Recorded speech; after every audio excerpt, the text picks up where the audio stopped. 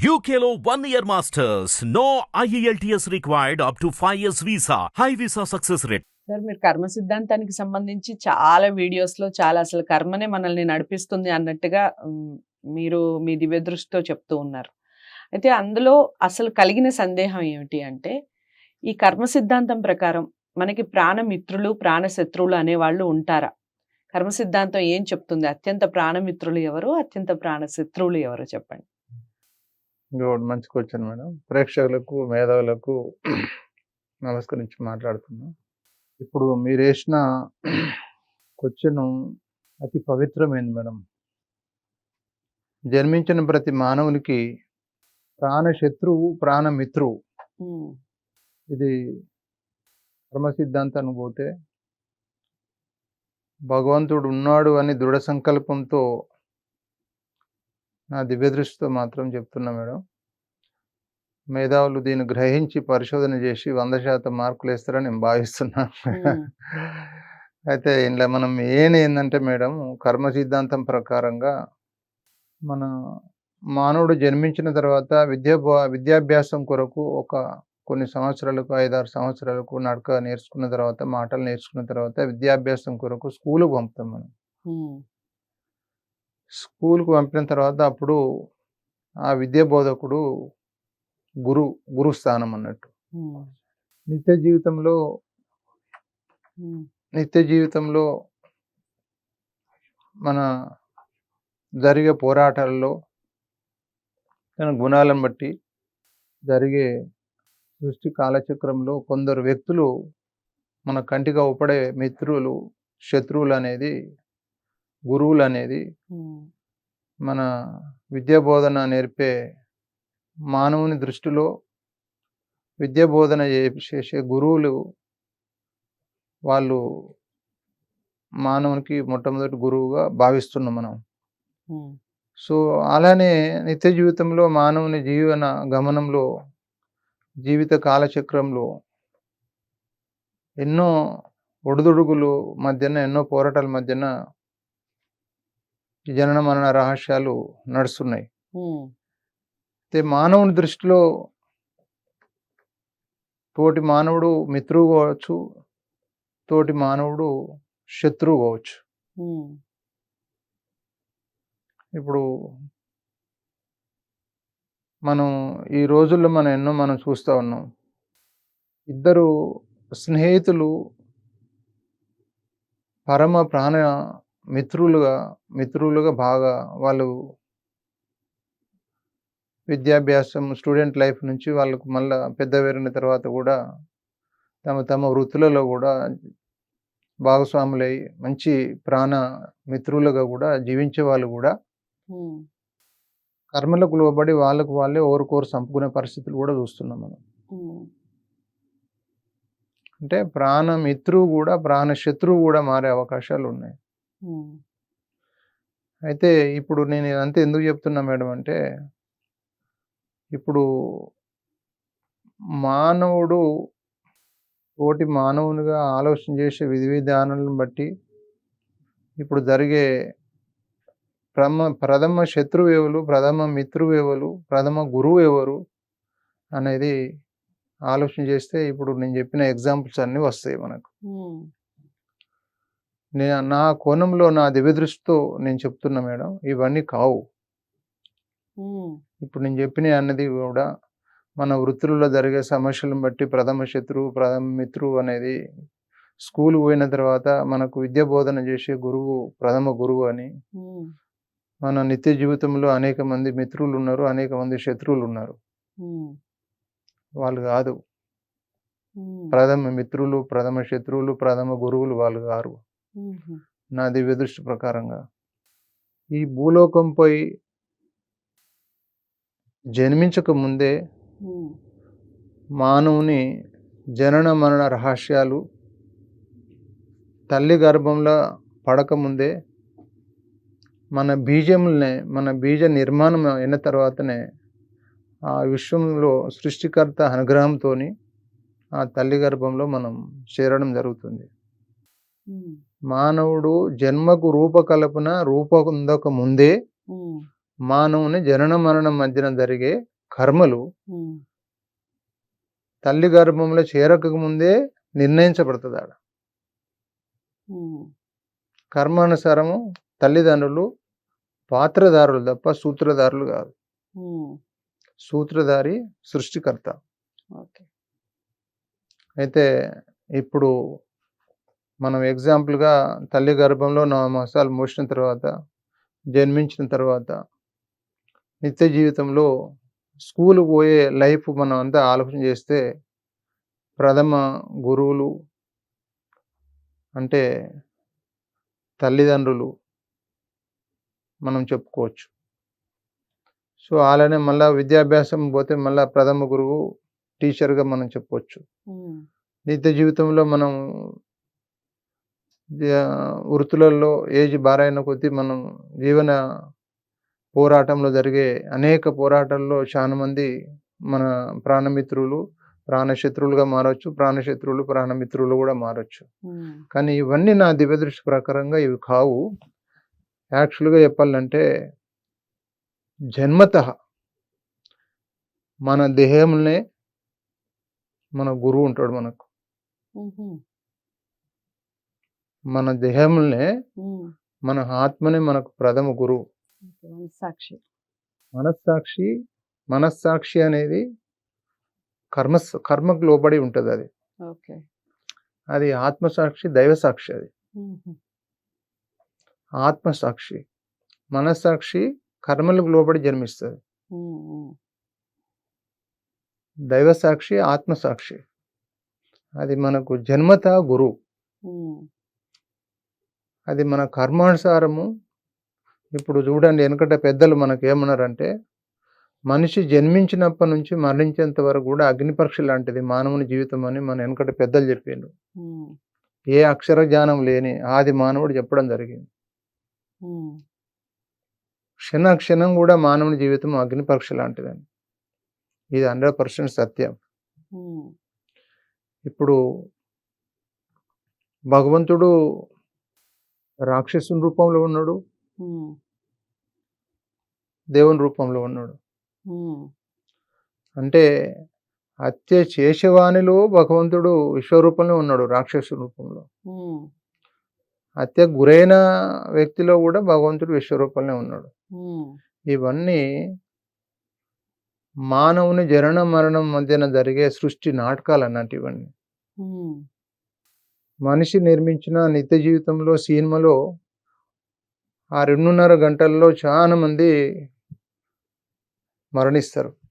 ఉమ్, చూసే ప్రేక్షకులు ఏడ్చుకుంటూ దుఃఖపడుకుంటూ పాపం మరణించారు. అది నిజ జీవితం నిజమే అనుకున్నారు నాటి మానవుడు. సినిమా కూడా అవును, నిజం కొంత సార్. దుఃఖపడి ఏడ్చిరు కూడా. అవును, ఇప్పటికీ సినిమాల్లో చాలా మంది సీన్లు చూస్తే ఏడుస్తూ ఆ, ఉంటారు. ఏడుస్తూ ఉంటారు. అవును.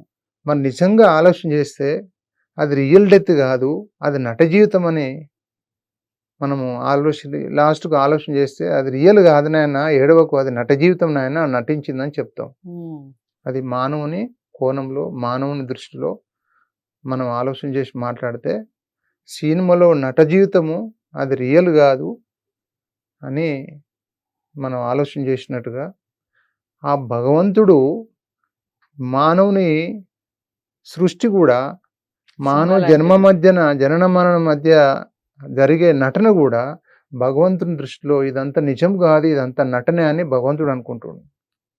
మానవుడే తీసిన ఆ సినిమాలో ఉన్న పాత్ర ఇప్పుడు చూడండి, మంచి మంచి పాత్రల్లో మధ్యనే మరణిస్తారు చాలా మంది. ఉమ్, ఉమ్, మంచి ఒక దైవ గుణాలు ఉన్న వ్యక్తి కర్మానుసారం సినిమాలో ఒక ఉగ్రవాది కూడా నటించవచ్చు. ఉమ్, నట జీవితం అది. ఉమ్, నటనకు తగిన ఆడ ఆయన పాత్రకు తగ్గ నటన చేయాల్సి వస్తుంది ఆడ. ఉమ్, నిత్య జీవితంలో దేవునిగా భావించిన వ్యక్తి కూడా సినిమాలో ఉన్న పాత్ర ఒక ఉగ్రవాది కూడా నటించాల్సి వస్తుంది. ఉమ్, కావాలని ఈ హత్యలు చేయాల్సి వస్తుంది. ఉమ్, ఆడ చేసే హత్యలు నిజం కాదు సినిమాలో, ఉమ్, అదంతా నటన. ఉమ్, ఇప్పుడు నేను చెప్పబోయేది కూడా భగవంతుని దృష్టిలో ఈ మానవుని జనన మరణం మధ్యన ఈ జీవన పోరాటాలు కూడా, ఈ ప్రాంతాల మధ్యన, దేశాల మధ్యన, వ్యక్తుల మధ్య ఈ పోరాటాలు నాది నాది నాది, నీది నాది నాది అనేది కూడా భగవంతుని ఈ జనన మరణ మానవుడు ఎప్పుడు జన్మిస్తాడు, ఎట్లా మరణిస్తాడు, తనకు తానే మరణించేటట్లు ఇవన్నీ సృష్టించిన పాత్రలు ఇవన్నీ. ఉమ్, భగవంతుని దృష్టిలో ఇది శాశ్వత, ఇదంతా నిజం కాదు, ఉమ్, ఇదంతా నట జీవితం. నాయన మీరు ఎవ్వరు బాధపడకండి. ఇది ఎక్కడ ఏమైతుంది, దేహము ఉమ్, మట్టి లాంటిది. మట్టి, మానవుని దేహము మట్టి కణాలతో నిర్మితమైన బాపంతి. ఉమ్, భగవంతుని ఆ విశ్వరూపం ఆత్మే పరమాత్మ, మానవుని దేహము ఒక వాహనం లాంటిది. ఉమ్, ఇప్పుడు నిత్య జీవితం మనం ఇక్కడ నుంచి వరంగల్ పోవాలి, ఇక్కడ నుంచి హైదరాబాద్ XYZ వేరే దూర ప్రాంతం పోవాలంటే మనం ఒక కారు వాడుకుంటున్నాం. అవును. కారు మనం వాడుకుంటున్నాం, అవసరం బట్టి ఆడ పెడేస్తున్నాం, మళ్ళీ పోతున్నాం, వస్తున్నాం, కారు తీసుకొస్తున్నాం, పోతున్నాం. మన ఆత్మకు కూడా, మన దేహం కూడా మంచుకున్నంత వరకు మన దేహం వెంబడి ఉంటుంది ఆత్మ. ఆత్మకు దేహం శత్రువు అయినా, దేహమునకు ఆత్మ శత్రువు అయినా ఈ రెండు విడిపోవాల్సిందే. ఉమ్, మీరు బాగా గ్రహించండి.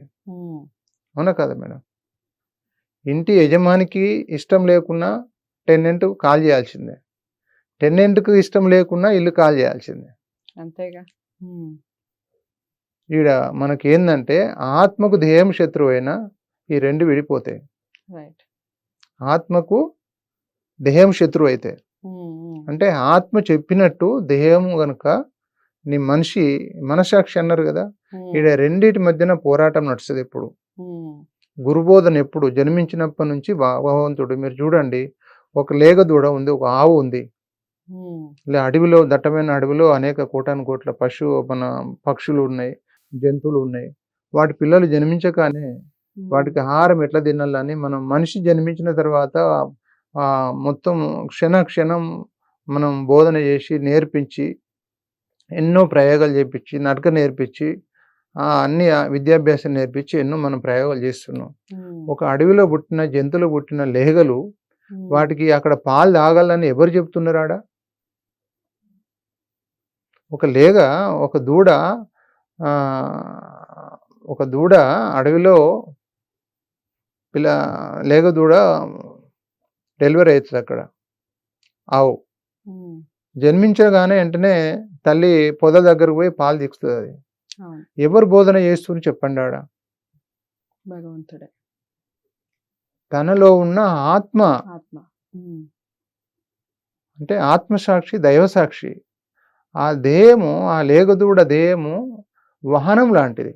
ఉమ్, జన్మించక ముందే మనలో దైవశక్తి ఉంది. అదే మనకు గురుస్థానం. ఉమ్, ఆ గురువు గనుక గురు బోధన ఉంటుంది ఈడ. దైవసాక్షి చెప్పినట్టు మనసాక్షి వినకుంటే మన ఆత్మ, ఇప్పుడు నేను చెప్పాను ప్రథమ శత్రువు ప్రథమ మిత్రువు ఎవరని. ఉమ్, ఉమ్, ఇప్పుడు నేను వెనకట పెద్దలు చెప్పారు, జన్మించినప్పటి నుంచి మరణించేంత వరకు మనిషికి అగ్నిపక్షి లాంటిదని. ఉమ్, దయచేసి మేధావులు మంచిగానండి ఈ సబ్జెక్ట్, ఒక్క నిమిషం, బాగా మంచి సబ్జెక్ట్ ఇది. ఇప్పుడు ప్రథమ శత్రువు జన్మించిన ప్రతి ప్రాణజీవికి, ప్రతి మానవునికి ప్రథమ శత్రువు, ప్రథమ మిత్రువు ఉమ్, ఎవరు అనంటే నీలో ఉన్న ఆత్మ పరమాత్మ, ఉమ్, నీలో ఉన్న మనస్సాక్షి, ఉమ్, ఆత్మసాక్షి ఎప్పుడు బోధన చేస్తుంది. ఉమ్, ఒక లేగ దూడకు జన్మించగానే తల్లి పొద దగ్గర చీకిపోవని తనలో ఉన్న ఆత్మ చెప్పినట్టు ఆ దూడ వింటుందాడ. ఉమ్, తన ఆత్మ ఆ భగవంతుని బోధన చేస్తుంది.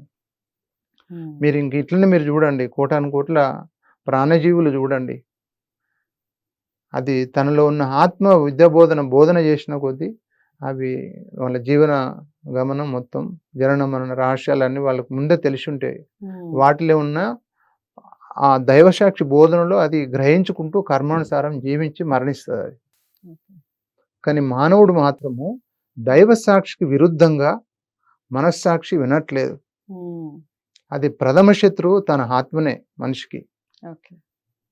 మనిషికి ప్రథమ శత్రువు నీలో ఉన్న పరమాత్మనే ప్రథమ శత్రువు అవుతాడు. ఉమ్, నీలో ఉన్న దైవశక్తి గనుక చెప్పినట్టు బోధన చేసినట్టు, ఈ బ్యాగ్ ఈడ పడ్డది మేడం, ఉమ్, ఈ బ్యాగ్ నాది కాదని పరమాత్మ చెప్తుంది నాకు. ఉమ్, మనసాక్షి ఏమని చెప్తుంది? ఏం జరిగినా పర్లేదు, ఇది దొంగిలిస్తా అని మనసాక్షి అంటది. నాలో ఉన్న దైవసాక్షి ఏమంటది? కాదు నాయన, నీది కాదు, ఆడ పడేయని హార్ట్ రేట్ పెరుగుతుంది. ఉమ్, ఎప్పటికి బోధన చేస్తున్నా క్షణక్షణం. విత్ ఇన్ ద టైం మనలో ఉన్న ఇప్పుడు మనం గంటల తరబడి మనం బోధన చేస్తాం, స్పీచ్ ఇస్తాం. మనకు ఒక టీవీ రిలే కేంద్రం లెక్క విత్ దైవసాక్షి బోధన చేస్తా అంటది, ఆత్మసాక్షి రిలీజ్ చేస్తుంది. ఇక్కడ రెండింటి మధ్యన పోరాటం ఏంటంటే ఈ వస్తువు నాది కాదు అని నాలో ఉన్న దైవసాక్షి ఆత్మసాక్షి చెప్తే మనసాక్షి వినదు. వినకుండా రాంగ్ రూట్లో పోతారు. నీలో ఉన్న ఆత్మ పరమాత్మ బద్ధ శత్రువు అవుతుంది, ప్రాణ శత్రువు అవుతుంది. నీ దేహాన్ని అంతమయ్యేంత వరకు వెంటాడు కథం చేసి ఆత్మ రిలీజ్ వెళ్ళిపోతుంది. ప్రథమ మిత్రువు నీలో ఉన్న పరమాత్మనే, ప్రథమ శత్రువు నీలో ఉన్న పరమాత్మనే. ఈ రెండు కూడా నీ ఆత్మ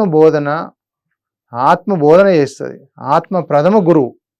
మీరు చూడండి, ప్రధానికి మొత్తం నీ కర్మానుసారము ఐఏఎస్ అయితే నీ కర్మానుసారం నీ కర్మ ఆత్మసాక్షి చెప్పినట్టుంటే నువ్వు ఏదైనా సాధించంది లేదు. నీ మనస్సాక్షి చెప్పినట్టు ఆత్మసాక్షి చెప్పినట్టు ఈ రెండు ఏకమైతే మాత్రము ఈ మానవుని దృష్టిలో అగుపడే దేవతల్లాగా జీవించవచ్చు. నీలో ఉన్న ఆత్మసాక్షి నీలో ఉన్న మనస్సాక్షి వ్యతిరేక దిశలో ప్రయాణం చేస్తే అదే అగుపడే రాక్షస గుణం కలిగిన వ్యక్తులు. అలాంటి గుణం కలిగిన వ్యక్తులు ఆత్మ వెంటాడి ఆ ఆత్మను మొత్తం ఆ ధ్యేయాన్ని అంతం చేసేంత వరకు అతను రాంగ్ రూట్లో పంపించేస్తాడు. మొత్తం పంపించి ఖతం చేసి ఆత్మ రిలీజ్ వెళ్ళిపోతుంది. అది మధ్యంత మరణం చెందుతారు వాళ్ళు అలాంటి వ్యక్తులు. పరమాత్మ ఆత్మ చెప్పినట్లు ఎవరైతే ఉంటారో సంపూర్ణ ఆయుకాలంతో 100 ఏళ్ళు సంపూర్ణ ఆయుకాలంతో జీవిస్తారు. ఇది 100% సత్యం మేడం.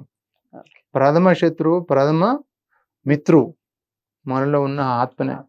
చాలా చక్కటి వివరణ ఇచ్చారు. మీకు క్లారిటీ వచ్చిందనే అనుకుంటున్నాను. కర్మ సిద్ధాంతం ఏం చెప్తుంది, పివి రెడ్డి సార్ దివ్య దృష్టితో అసలు ఎవరు మనకి ప్రథమ శత్రువు, ఎవరు ప్రథమ మిత్రుడు అనేది విషయాన్ని చాలా చక్కగా చెప్పారు. మీకు ఇంకా ఈ విషయం అర్థం కాకపోతే ఖచ్చితంగా కామెంట్ బాక్స్లో తెలియచేయండి. దానికి సంబంధించిన ప్రశ్నలు తీసుకోవడం జరుగుతుంది. వీడియోని లైక్ చేసి షేర్ చేయండి. ఛానల్ని సబ్స్క్రైబ్ చేసుకోవడం మర్చిపోవద్దు. మరో మంచి అంశంతో మళ్ళీ కలుద్దాం. నమస్తే.